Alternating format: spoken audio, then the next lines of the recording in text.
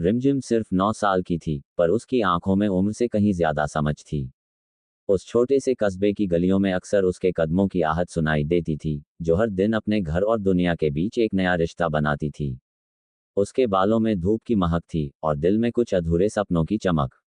मगर किस्मत की किताब ने उसके लिए कुछ और ही लिखा था। सुबह के वक्त जब बाकी बच्चे स्कूल की तैयारी में होते, रिमझिम अपनी माँ के साथ चौखट पर बैठी रोटियां बेलती थी। माँ कहती, बिटिया तेरी किस्मत में बड़ा सफ़र लिखा है। और रिमझिम मुस्कुरा देती थी। उसे न पता था किस्मत क्या होती है, न सफ़र क्या होता है, बस माँ के चेहरे की थकान देखकर वो सब समझ जाती थी। उसके पिता मजदूरी करते थे, मगर शराब ने उन्हें अंदर से खोखला बना दिया था। हर रात घर में वही झगड़े, वही टूटी थाली, वही रोती माँ और वही चुप रिमझिम। उसके स्कूल जाने का सपना हर दिन बनता और हर रात टूट जाता। एक दिन जब वो अपनी सहेली पूजा को स्कूल यूनिफॉर्म में देख रही थी, उसकी आंखों में आंसू आ गए। उसने माँ से कहा, अम्मा मैं भी स्कूल जाऊंगी। माँ ने उसके सिर पर हाथ फेरा, रिमझिम जब तेरे बाबू खुश होंगे ना तब भेज दूंगी।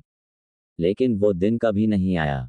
एक शाम जब आसमान में बादल घिर आए थे, पिता नशे में धुत होकर घर लौटे। रिमझिम अपनी माँ के पीछे छिप गई। आवाजों का शोर बढ़ता गया, माँ का चेहरा डर से सफेद पड़ गया। अचानक एक थाली दीवार से टकराए और जमीन पर गिर गई। रिमझिम का दिल कांप उठा। उसने पहली बार देखा कि कैसे प्यार डर में बदल सकता है। उस रात उसने तय किया कि वो रोएगी नहीं, चाहे कुछ भी हो। अगली सुबह जब वो चौखट पर बैठी थी, गांव के ठाकुर साहब की गाड़ी आकर रुकी। ठाकुर की बीवी कमला देवी उतर कर आईं। उन्होंने रिमझिम को गौर से देखा और कहा, क्या नाम है तुम्हारा? रिमझिम, उसने धीरे से कहा। कमला देवी की आंखों में स्नेह था, तू बड़ी प्यारी है बिटिया। चल मेरे साथ चल, मैं तुझे पढ़ाऊंगी। माँ के चेहरे पर दुविधा थी। बेटी को छोड़ना आसान नहीं था, मगर गरीबी ने उसे मजबूर कर दिया। उस रात माँ ने उसे अपने पास सुलाया, बालों में तेल लगाया और कहा, जहाँ जा रही है वहाँ इज्जत से रहना। जो सीखा है उसे मत भूलना। सुबह जब रिमझिम जाने लगी, माँ के आंसू उसकी ओढ़नी पर गिर पड़े। रिमझिम ने पहली बार महसूस किया कि जुदाई कैसी होती है। कमला देवी के घर में पहली बार उसे सुकून मिला। बड़ा सा घर, हर कोने में रौनक और एक ऐसा माहौल जहां उसे कोई नहीं डांटता था। लेकिन जिंदगी इतनी आसान नहीं थी। ठाकुर साहब का बेटा विवेक पढ़ाई में होशियार था, मगर अहंकार उसका साथी था। उसे रिमझिम का वहां रहना पसंद नहीं था।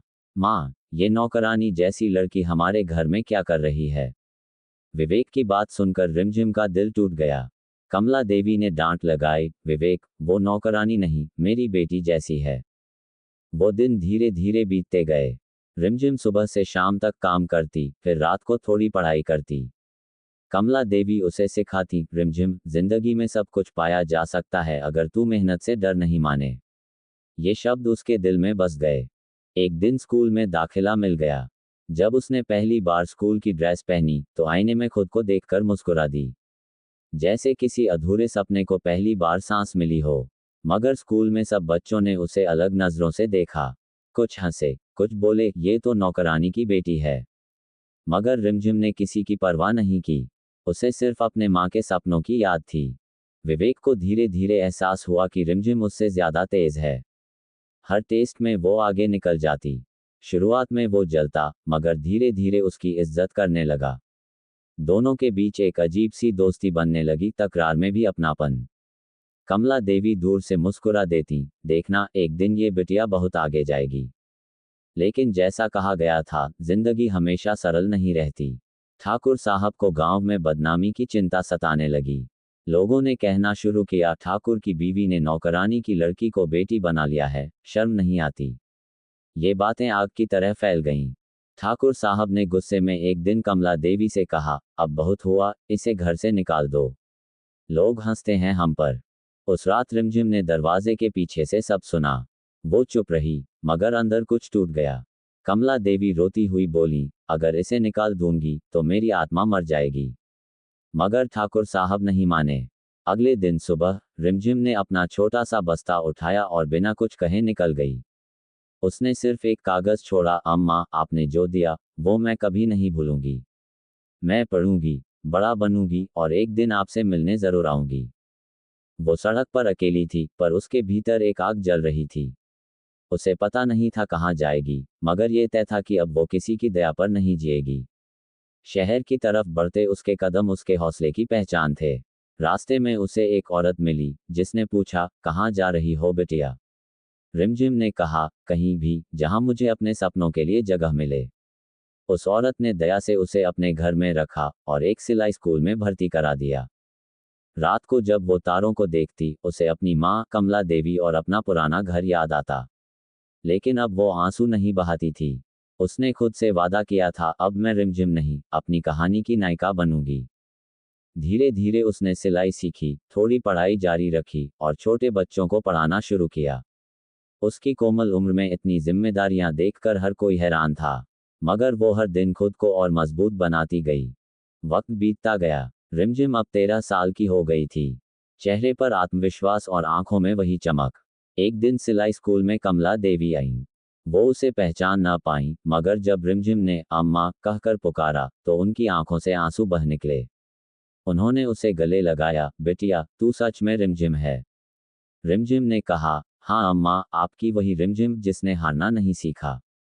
कमला देवी ने ठाकुर साहब से सब बताया, मगर वो अब भी अपने अहंकार में डूबे थे। उन्होंने कहा, जो चली गई थी उसे वापस लाने की जरूरत नहीं। लेकिन रिमझिम ने कुछ नहीं कहा। उसने सिर्फ मुस्कुराकर कहा, अब मुझे किसी के घर की नहीं, अपने सपनों की बेटी बनना है। उस दिन से उसकी जिंदगी का नया सफर शुरू हुआ।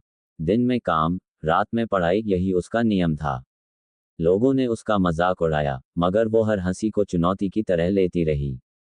उसने गरीबी, ताने और समाज की सोच सबका सामना किया। और हर बार वो थोड़ा और मजबूत होती गई। रिमझिम अब छोटी बच्ची नहीं रही थी।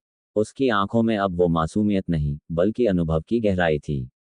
लेकिन जब भी बारिश होती, वो छत पर जाकर आसमान की ओर देखती और कहती, देखो, मैं अब भी वही रिमझिम हूँ जो बरसती नहीं, बस मुस्कुराती है।